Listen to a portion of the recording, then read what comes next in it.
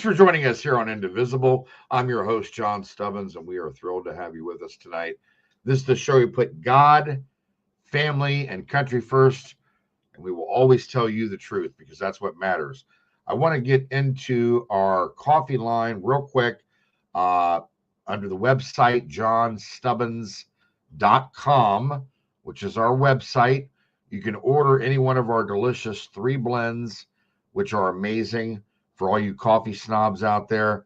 Make sure that you get a bag. We'll send it right to your front door. You don't have to do anything except receive it, put it in your coffee maker, and make it. I think you're going to find that it's delicious. And stop ordering from Starbucks. Stop getting your coffee from, the local grocery mart. Help us. We're 100% veteran owned and ran. And we are very proud of this coffee line. So make sure that you get that. I think that you're going to find it's really, really good. And I drink it all the time now. And it's all that I drink. So feels good because I don't have to go looking for anybody else's coffee. I can get my own and our own blends, and are sent right to my door. So makes it nice. But you be the judge for yourself. I hope you're having a great new year, 2025. We're already into it, and we got a lot going on. So we're going to have an amazing guest today, our friend Pat Curry, who won House District 56 down in Texas. He's going to be our guest, and we'll be right back with him after this commercial break. Well, my name is Larry Elder. I'm a co-founder, investor, member of the board of directors, and customer of Old Glory Bank. I'm involved in Old Glory Bank because I believe Old Glory Bank stands for fairness, stands for the willingness to accept other people who have different points of view. We become a country that's been divided between people, in my opinion, who are patriots, who believe in the values of America, and who believe that you ought not be punished for your political views. This is how our country has now evolved. Those who believe that you are wrong versus those who believe you're not just wrong, but you're evil. This is ridiculous. And people have taken sides. And if you are perceived as somebody who is on the wrong side of the political aisle, your bank may punish you. And all too often, banks now have decided to take a stance and are punishing their customers or potential customers because of those customers' views. So people that I believe think that people ought not be punished for their views are to be the people who patronize Old Glory Bank. What you're doing is saying to Old Glory Bank, I applaud the fact that you have not taken a stance. I applaud the fact that you're not canceling people just because of their views. And I applaud the fact that you're providing an alternative to those who have been canceled and who don't like the fact that some banks are canceling other people. This is about the very principles that made America great. And we're back. I want to welcome onto the show my friend Pat Curry. Congratulations again on your huge win down in Texas, brother. How you doing? Good. Thank you. I appreciate that. It was hard fought, a lot of work, a whole lot of work, and then the work began. So November, it actually began right after the primary, but November 6th, we were off and running pretty hard. Got sworn in November 18th, and we'll get sworn in again next week on Tuesday. Yeah, well, you got your hands full. You got a lot coming up. I know that from talking to my friend Ken Paxton and Sid Miller and a bunch of you guys down there that I'm friends with, I know there's a lot on the table. I know Ken's on the road right now every day dealing with stuff specifically for Texas and the border and the House, getting the new speaker in line, all of that. So I know that you guys have your hands full, and we just got to hope that the new speaker is not the old speaker, right? Right. So let's, by the way, we're going to be scrolling Pat's information at the bottom of the screen so that you can see Pat's website, social media. You can get in contact with him. You can reach out to him, get involved, especially if you're in that district, 56, down in Waco. I know Pat would love to hear from you. So make sure that you do that. Get in contact with Pat. Let him know that you saw it through our show. I'm sure Pat will give you a shout out and some love down there in Waco. So Pat, look, I know we got a lot to cover today. Let's get right to it. I know that one of the biggest things on your agenda list is getting reimbursed on the border expenditures. I want to let you have at it for a minute and go ahead and talk about that, why that's so important. Well, so it kind of ties to the whole border policy in the first place, right? So you have, I mean, Texas took the lead, spent our money. I believe we're probably in it right now for close to $18 billion. And we're, obviously we would like for the country to reimburse us. They denied us the money. They denied us the ability to, so we just, the state funded it and paid our own way.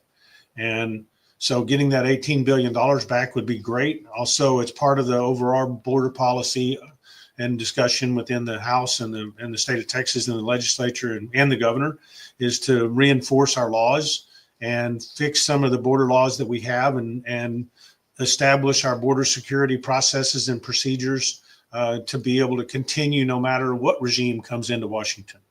And we now have the regime in Washington. The Trump administration will be very supportive of this, as will the House and Senate, I think. And now's the time to fix it permanently so that we can protect at least our 1,254 miles of the southern border.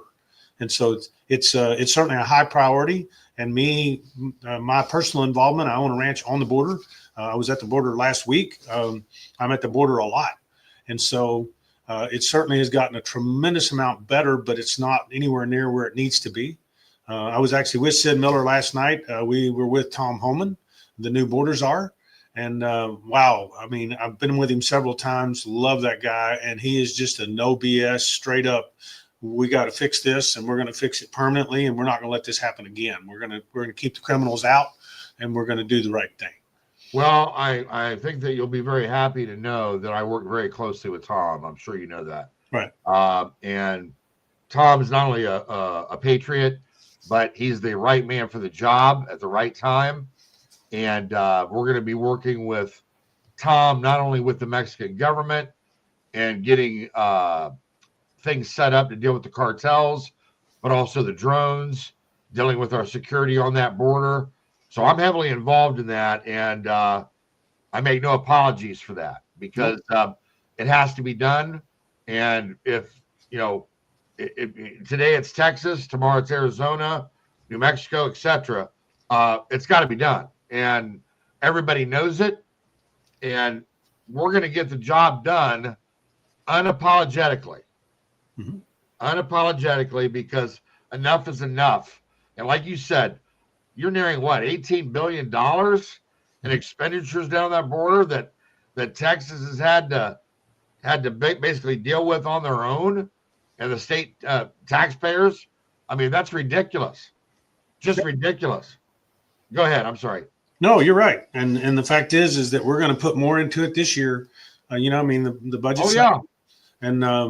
And we're beefing up from our standpoint. And as you well know, our border czar is Mike Banks, and he's awesome. And he's going to work directly with Rodney Scott and with CBP, and he's going to work directly with Tom Homan, and has for years. He worked with those guys at Border Patrol for over 20 years. Yeah, I know Rodney, and I'm working with Rodney right now, and Rodney's awesome. That's great. Victor Avila, Jason Jones, yep.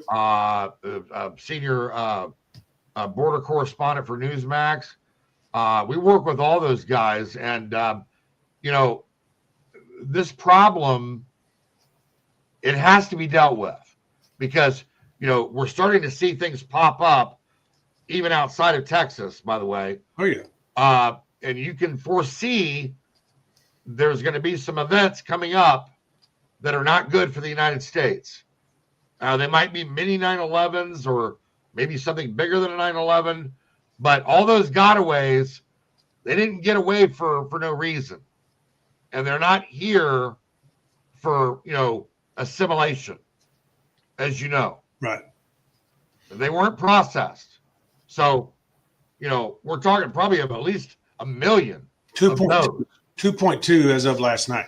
I mean, that's an estimation that nobody can really put a stamp on, right, because nobody saw them.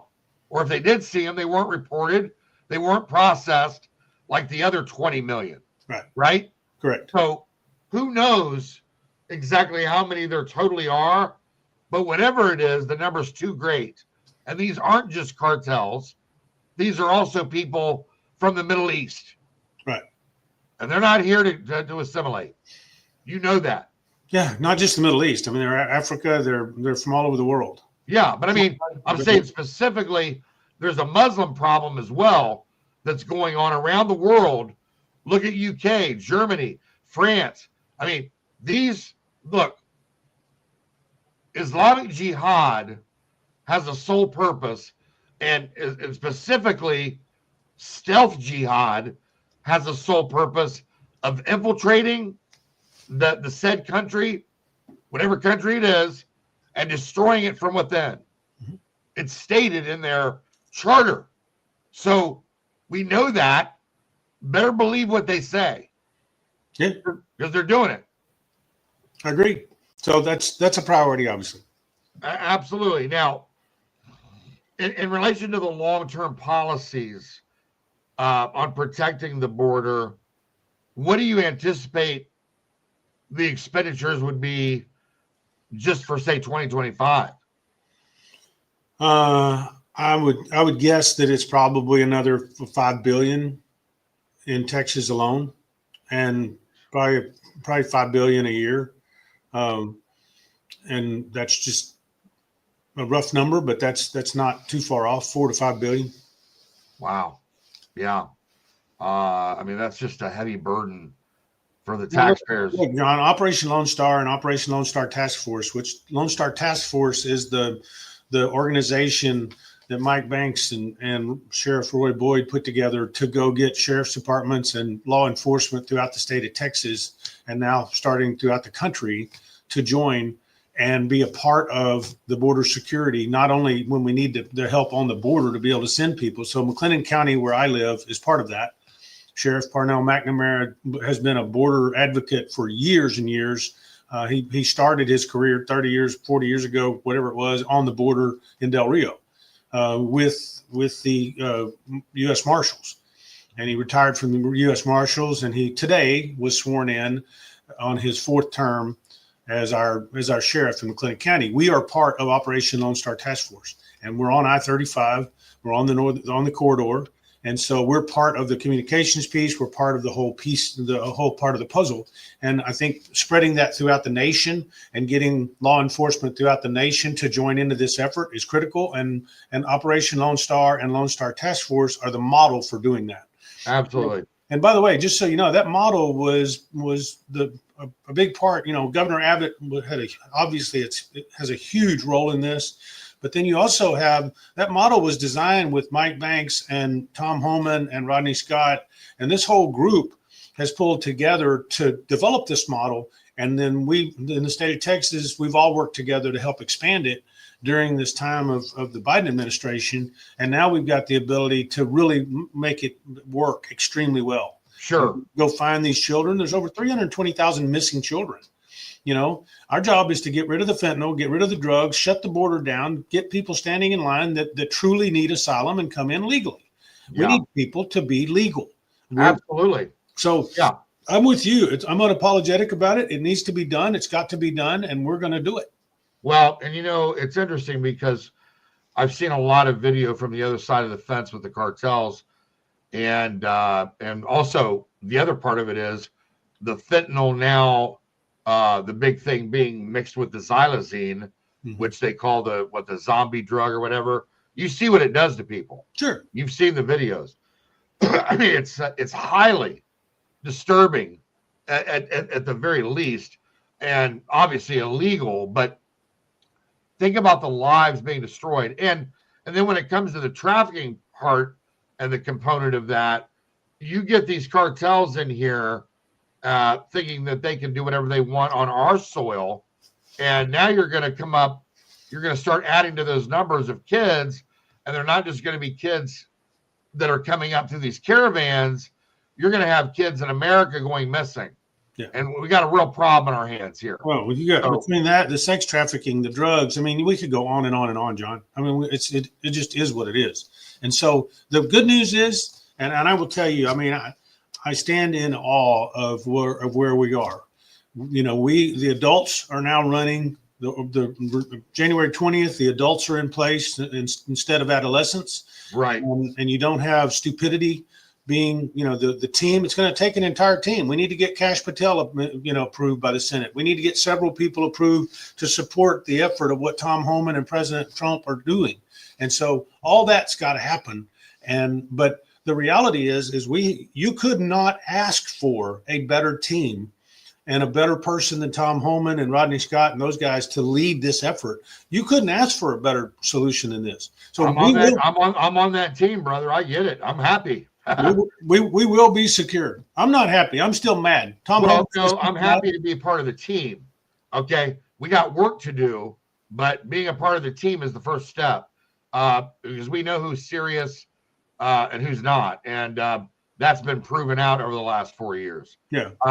We're going to take a quick commercial break. We'll be right back with our friend Pat Curry. Hunter Nation is the ultimate we the people in the conservation community, holding our elected employees accountable to the hunting, fishing, trapping, freedom lifestyle that has brought wildlife back to the healthiest and most thriving condition in our lifetime. HunterNation.org is the epicenter for freedom and wildlife conservation in America.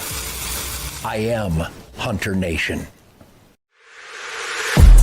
He was a victim of the unlawful spying. If you don't trust them, you think they'll leave? Greatest civil rights violations in American history.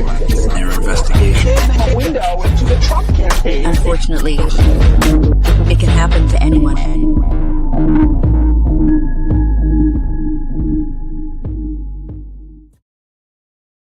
And we're back with our friend Pat Curry. Pat, let's move on because we got more to cover. I know one of the other things that's kind of on your priority list, and it should be on everybody's list because I know it's on my list up here in Ohio, is property taxes. So have at it, brother. So we have, as you probably know that we do not have a income tax in Texas. There's no state income tax. And so consequently, part of a lot of our bills are paid through property taxes. And so the amount of money that is being spent by people has exponentially increased. Inflation and everything, everything dealing with the inflationary times that we've been through because of the Biden administration, which is well over 20%, 25% inflation just during this regime. It's worse. I don't know how you could say it's worse than the border, but it's worse than the border problem. And so as a result, we're spending money like crazy and our people are being taxed to death. Right. And so the state of Texas did a record, a worldwide record from our understanding, $18 billion tax rebate last year, where they increased the for anybody that owned a home, they increased the cutoff for your homestead exemption to $100,000. So the first $100,000 of your home, it went from 40 to 60 to 100,000. The goal this session is to pass another 100,000, and which would be about $20 billion. We're estimating that we have a 22 to $23 billion surplus. We should get a report. I may just have gotten it actually from the comptroller on my house email, but we should have over $20 billion in excess funds that we can rebate back to the people of the state of Texas. Again, this term, we go in bienniums here. So we're only in session every 2 years. So our budgets are 2-year budgets. And so, hopefully we can make a dent in it with them. And then we got to work at the local level to cut these property taxes and cut people's valuations being risen. I mean, look, we got to cut the amount of debt that's being issued, and we've got to cut the fat out of these governments. We are fat, dumb, and unhappy. I mean, it's horrible. Yeah. And everybody feels it. And it creates another monster in inflation because it's very difficult. There's no real good way to get any kind of a tax break to people that are renting. It's just not a good way. You got thousands and thousands of people that own homes that they rent out. You have these big conglomerates that own apartments and so on and so forth. And so rent is way through the roof. And that's a problem because those are our employees. Those are our friends and neighbors and employees. And so now as businesses, we're having to pay them a fortune to be able to get them to survive and maintain the rent that they're being charged in the homes that they can't afford to own. Workforce housing is a major issue. And all those tie back into, okay, we've got to deal with property taxes, we've got to deal with workforce housing, and we've got to deal with all these jobs that we create in Texas and help our people. So we are on that. I assure you that it is a high priority for the governor, the lieutenant governor, and the legislature. And I promise you, we will be all over it this session. Well, I, to be honest with you, there comes a point where you've, like you said, maxed out. And we really don't have another choice. No, it's got to happen. How about, I know school choice is another of your top priorities. Yes. Let's talk about that, because that's something that everybody can kind of understand. No differential, I guess, regardless of where you are in the country, we all deal with this, with this issue. So what's it like in Texas? Explain that to the folks. Well, there are 26 new Republicans in the state of Texas in the House, and a big part of that number were people that the governor and others put up candidates to run people against, who had voted against school choice. Giving the parent the choice to be able to take their child and move them into another school, whether it's private, wherever they want to go with it, is critical. As a parent, I want a choice. Luckily I was able to go to college, but I got to choose where I went to college. I didn't have to be forced to go to college in the zip code in which I was born. And so that's the problem with a lot of children, especially these larger school districts. I mean, we have some great school districts in McLennan County and HD 56. In Central Texas, Waco area, we have some really good school districts. But the fact is that just because this school is sitting here and you're born in that zip code, you shouldn't be forced to go there. And we're funding, I mean, we'll spend $93 billion in Texas on education alone. We have 5.2 million students. And so it's a crazy amount of money that's being spent, and the test scores and the results are just not there. Competition makes everybody better. When I have competition in my businesses, I'm better. And so I will tell you that school choice and a well-run school choice program, similar to what you see in Indiana. Indiana is a great program, and it's been very successful. And oh, by the way, the public schools have grown over the last 10 years in Indiana. They've grown by 300 schools and 3,000 students, or 300,000 students, I'm sorry, and 300 schools. That's a great number, but yet their school choice program has been able to make those scores go exponentially up. Teacher pay goes up. All those things happen because of the fact that they have competition. They may have competition where the teacher can go form a micro school. It doesn't have to be a private school. This isn't about rich people and their kids going to private school. So school choice and giving parent choices is a real thing. And it's very successful in Florida. It's very successful in Indiana. It's very successful in most of the other states that it has been implemented in. We are working very hard, and I believe we'll have the votes to be able to put school choice into Texas, and we will fund it separately from education funding. So it's its own bucket of money. It's a separate bank account, has nothing to do with education funding, and we'll have the guardrails in it to be able to watch and see the results of it. And I think you're going to see that pass this session. I think that's music to Texans' ears, and I also think that it's going to be a great test case to lead by example for the rest of the country. Because even with school choice, you can always refine your policy on that, right, and make it better. Right. So I think it's great, and kudos to you for leading the charge on that, Pat. Kudos to Governor Abbott. Let me tell you, Governor Abbott went out on a limb. And he put his neck out. So did the lieutenant governor. They put their neck out and said, you know what? This is real. We know what we're talking about. And they did everything they could to convince some of these legislators. The legislators said that they voted against it. They were told, if you vote against it, then we're going to come run against you. And they did. And I will tell you, it worked. And so they won all but one or two seats that they went after. And I'm talking about some established legislators, and I know a lot of people in the legislature were sad to see them go, but they made a mistake. And the fact of the matter is it wasn't just one mistake; it was a series of mistakes, and they had plenty of opportunity to fix that, and they didn't. And they did not. That's it. And so, you know what? If you got the power, use it. And That's right. That's unapologetically. Right. Lastly, let's talk about abortion drugs. Okay. I know that abortion drugs, making them, you came up with the HB 1339. Correct. And this makes them class 2, right?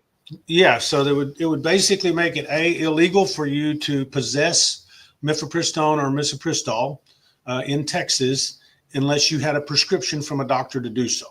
It also makes them a class 2 drug where they have to be locked up, so you can't get your hands on them immediately. You can get on them immediately, but you have to be a doctor that prescribes them to be able to get them immediately. 70% of abortions today are those drugs. More importantly, they're harmful if they're misused and not under the guidance of a doctor or professional that really knows how to use them. They are very harmful to the health of women, and that could go to New Mexico or other states and get them prescribed, and they overtake them, and it causes serious bleeding issues and kills. It absolutely kills them. It could, and so it's important to put some guardrails on that and be able to say, you know what, they're both good drugs. They just don't. This is not the morning after pill either, by the way. These are the abortion drugs that the federal government under the Biden administration allows you to go online and lie about your name, your age, and everything about yourself, even your address, and get them shipped to you and with a one-page instruction. And that's got to stop. We can't do it. Yeah. And so what's important about this is to put guardrails around it, to say, hey, let the right people prescribe it for the right reasons, and we're not trying to control that situation, but we can't keep letting it get out of hand. We're following a Louisiana law that Representative Presley actually put out, and it passed in Louisiana, and they signed it into law. They're going to have to fix it a little bit because they didn't require an in-person doctor visit. So basically, just so you know, I pretty well stole that law, and then I added to it that it requires an in-person visit to the doctor in order to get the prescription. And by the way, we will have a record of the doctors that sign off on these drugs, just like you do with opioids. And we will know if this doctor's overprescribing them for whatever reason, because we know what percentage of the women actually need them. And so it's just accountability, which we need more of, accountability and transparency. Absolutely, brother. Absolutely. And we're going to get it. Thanks for joining us today. Thank you. Great update. Hang back in the green room. We'll talk with you here in a minute when the show's over, okay? I'll be there. Thank you. You're welcome. We're going to take a quick commercial break, and we'll be right back.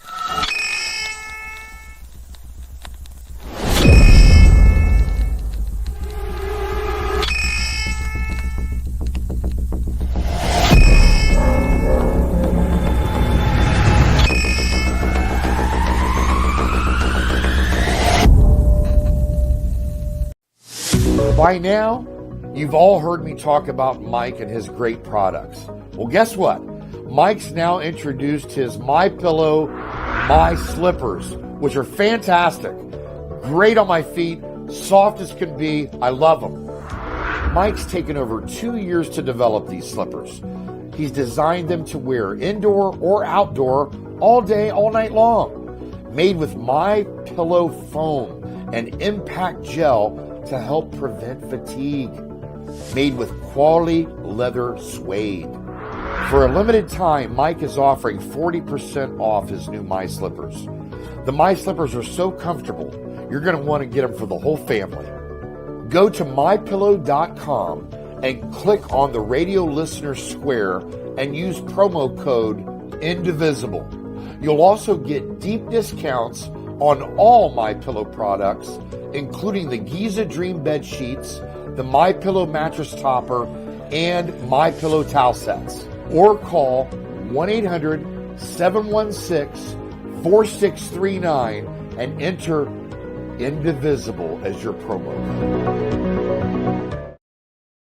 We're out of time, folks. Great show tonight. It was really nice to have Brother Pat Curry back on the show. And we'll get more updates from him in 2025 as we move through the year to follow what's going on down in Texas. God bless you. God bless your families. And God bless America. We will see you next week.